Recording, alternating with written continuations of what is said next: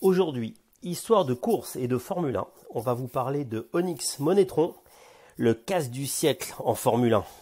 Nous allons commencer par une citation. J'ai une bonne et une mauvaise nouvelle. La bonne, c'est qu'il y a un capitaliste de moins sur cette terre. La mauvaise, c'est que c'est moi. Ces mots sont ceux de Jean-Pierre Van Rossem, qui les prononce devant un parterre de journalistes. Le jour où tout s'est écroulé.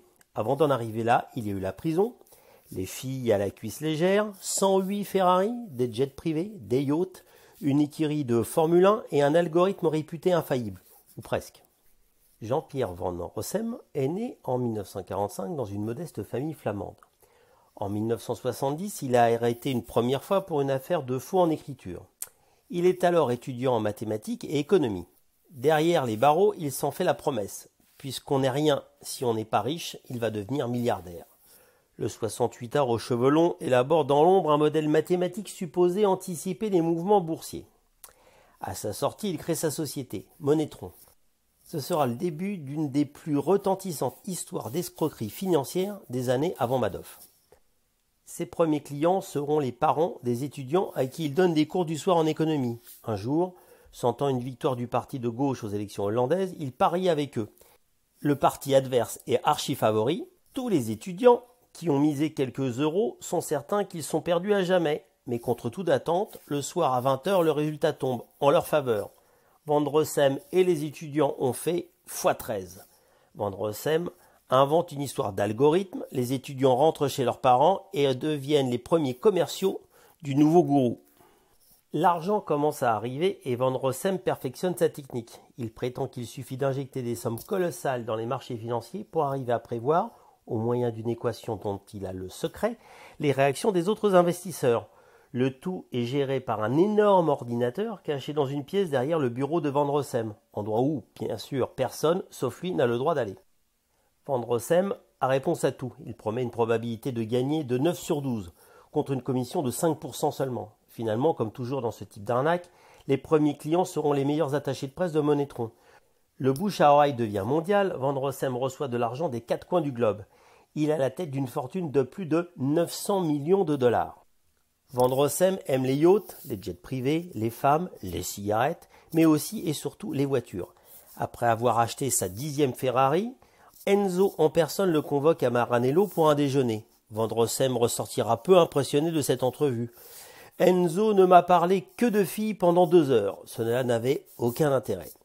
Si Enzo Ferrari lui en voulut pour cette sortie, l'inverse n'était pas vrai puisque Van Rossem continuera à acheter des Ferrari allant jusqu'à en posséder plus de 108.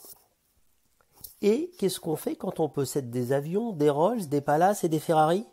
On achète une écurie de Formule 1. Ce sera fait en 1989 quand il devient propriétaire de l'écurie Onyx, rebaptisée pour l'occasion Onyx Monetron. Au moment où le Belge achète, Onyx vient de débuter en Formule 1 après un parcours victorieux en F3000. Earl, le patron, a confié l'étude de la monoplace à Alan Jenkins, un ancien de McLaren, qui passera plus tard par Prost Grand Prix. Le moteur est un traditionnel V8 Cosworth, les pilotes sont Stéphane Johansson et Bertrand Gachot. Le tout est financé par Marlboro. Les débuts sont compliqués. La voiture est bonne, peut-être trop pour une petite écurie qui souffre pour en assurer la mise au point et le développement. Le plus souvent, l'écurie échoue aux portes des préqualifications. Il faut attendre le Grand Prix de France pour voir les 2 monoplaces qualifiées avec un Johansson qui décroche 2 points. Sans un problème de batterie, Gachot aurait assuré un mini-doublé en finissant également dans les points. À son arrivée, Van Rossem, avec la complicité de Earl et Jenkins, décide de virer Gachot pour le remplacer par le Finlandais Gigi Leto, soutenu par Marlboro. Rapidement, l'ambiance se dégrade entre l'ancien et le nouveau patron, et Earl quitte le navire en cours de saison. Van Rossem se permet alors toutes les extravagances qui feront sa réputation. Il arrive sur les GP avec sa collection de Ferrari de route. Il n'est pas rare de compter jusqu'à 5 Ferrari F40 garés devant le motorhome, au milieu de quelques autres bolides rouges. Les filles ont souvent fait partie du décor en sport auto, mais le Belge tire la ficelle au maximum. À chaque fois qu'on voit le mot Monetron, systématiquement, on doit avoir 4 ou 5 nanas toutes plus belles les unes que les autres. Avec le recul, on se dit qu'il s'agissait sûrement de détourner l'attention pendant que les millions tombaient et disparaissaient. Dans le réceptacle Onyx Monetron, les clients de Van Rossem touchent du doigt le mythe de la Formule 1. On pourra dire ce qu'on veut de Van Rossem, mais il avait tout compris du marketing, bien avant les autres. L'écurie attire l'attention de tout le monde. Les journalistes sont clients des frasques du Belge, les pilotes vivent la vie de rockstar, les clients en prennent plein les yeux et le public reste bouche bée devant le parking de rutilantes Ferrari ou Rolls. À Monaco, le yacht de l'écurie ne désemplit pas le champagne, la coke, les mannequins et tous les piques-assiettes qui vont avec sont tous sous le charme. La vie du Belge est une fête pourvu que ça dure.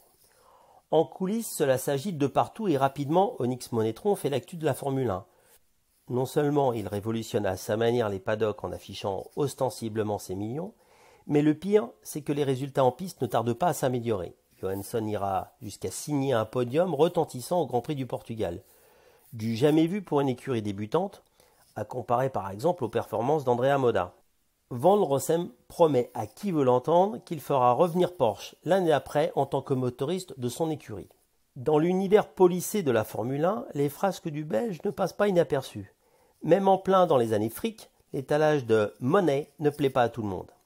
La dégaine du personnage, avec son look inimitable et son côté anard affirmé, ne font pas l'unanimité non plus. Plus grave, rapidement, Van Rossem va se prendre la tête avec tout le monde.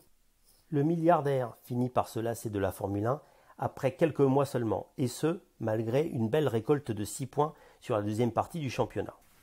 L'intersaison 89-90 aura son lot de rebondissements. Tout d'abord, Porsche préfère fournir ses moteurs à Footwork Racing, alors que Jean-Pierre Van Rossem pensait détenir un accord verbal. Le 23 février 90, il convoque la presse au Ritz, place Vendôme. Devant le prestigieux hôtel, 4 Ferrari sont alignés, comme pour confirmer la présence du gourou de la finance. Devant le parterre de journalistes, il annonce qu'il quitte la Formule 1. La première raison est la promesse non tenue d'après lui du constructeur Porsche. La seconde est que tous ses biens personnels sont bloqués suite au décès de sa femme le 22 décembre dernier. Devant cette succession compliquée, Van Rossem a dû changer son fusil d'épaule. Pour permettre à CF1 de courir la saison 90 et assurer le futur de l'écurie, il est parti chercher des investisseurs et des sponsors aux États-Unis. Or, d'après lui, aucun investisseur américain ne veut investir en Formule 1 à cause de la personnalité du président de la FISA, Jean-Marie Balestre.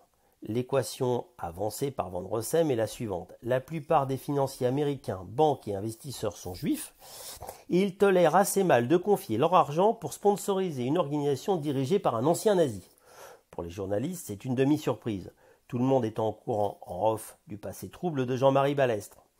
Un dossier élaboré par maître Klarsfeld, chasseur de nazis ayant fait le tour des rédactions depuis bien longtemps. Mais dans le milieu du sport auto, et plus précisément dans celui de la Formule 1, personne ne s'aventure jamais à évoquer ce sujet ô combien épineux. Devant les caméras, Van Rossem fait le show, demande pourquoi Balestre touche une indemnité de l'État français d'invalide de guerre et comment il a pu obtenir un jour une carte de résistant. Van Rossem vient de se griller définitivement dans un milieu qui préfère implicitement l'absence de vagues. Contre toute attente, Van Rossem est toujours patron d'Onyx Monetron quand la saison 90 débute. L'écurie n'est pas morte et son propriétaire déclare que Bernie Ecclestone lui a téléphoné pour lui trouver un repreneur. En attendant, l'écurie repart avec les moteurs Ford et les châssis de l'année précédente. Aucune monoplace ne se qualifie au Grand Prix des États-Unis et du Brésil, les 2 premiers Grands Prix de la saison. Les ennuis financiers du propriétaire ne sont pas réglés. Il faut trouver une solution rapidement. L'écurie est finalement reprise par un consortium japonais, Middlebridge. On se dit que l'écurie est sauvée, mais suite à cet achat quasi impulsif, Middlebridge rachète aussi Brabham Racing, à l'histoire plus prestigieuse. L'éphémère nouveau patron des 2 écuries brade alors Onyx au plus offrant, en l'occurrence au seul candidat, Peter Monteverdi. Ce dernier vire tous les ingénieurs, prend la direction technique de l'écurie et l'écurie sombre définitivement en quelques grands prix seulement. On ne reverra jamais d'Onyx sur une grille de départ. Et notre Jean-Pierre dans tout ça? Quelques mois après, l'empire en carton mâché s'effondre. La crise économique est passée par là et les investisseurs, souhaitant récupérer leurs avoirs, se sont fait plus nombreux. Comme pour la pyramide de Ponzi, ou plus tard pour Madoff, c'est la fin. Le très perfectionné système géré par un ordinateur surpuissant n'était que du vent. Van Rossem payait les premiers clients avec l'argent des derniers arrivés, jusqu'au jour où tout le monde a commencé à prendre peur et a voulu récupérer ses billes. En 1991, il est condamné pour escroquerie. Finalement, peu d'investisseurs porteront plainte. Comme souvent dans ce genre d'affaires, l'origine douteuse des fonds, quand ce n'est pas la honte, passe l'envie aux victimes de déposer plainte. La même année, il fonde RO2SEM, un parti politique qui accueille d'entrée de jeu 3,2% des suffrages. 3 élus entrent au Parlement fédéral et 1 au Sénat belge. Vandressem devient député et bénéficie dès lors de l'immunité parlementaire. Il se fera alors remarquer en disant à la présidente de la 28e chambre du tribunal correctionnel d'Anvers « Vous avez été ma meilleure attachée de presse ». En 1993, il laisse un grand souvenir au Parlement lors de la prestation de serment du roi Albert II en hurlant un « Vive la République d'Europe » qui suscitera l'indignation générale. Il sera finalement condamné à 5 ans de prison ferme avant de disparaître dans la nature. Il refait régulièrement surface à coups de retours politiques ratés ou repoussés et de sorties dans la presse. Aux dernières nouvelles, début 2017, il demandait officiellement le droit à se faire euthanasier. Il déclara alors « J'ai vécu une vie mouvementée, ce qui se passe maintenant ne m'intéresse plus ». Finalement, il s'éteint le 13 décembre 2018 après avoir perdu sa dernière épouse quelques mois avant lui.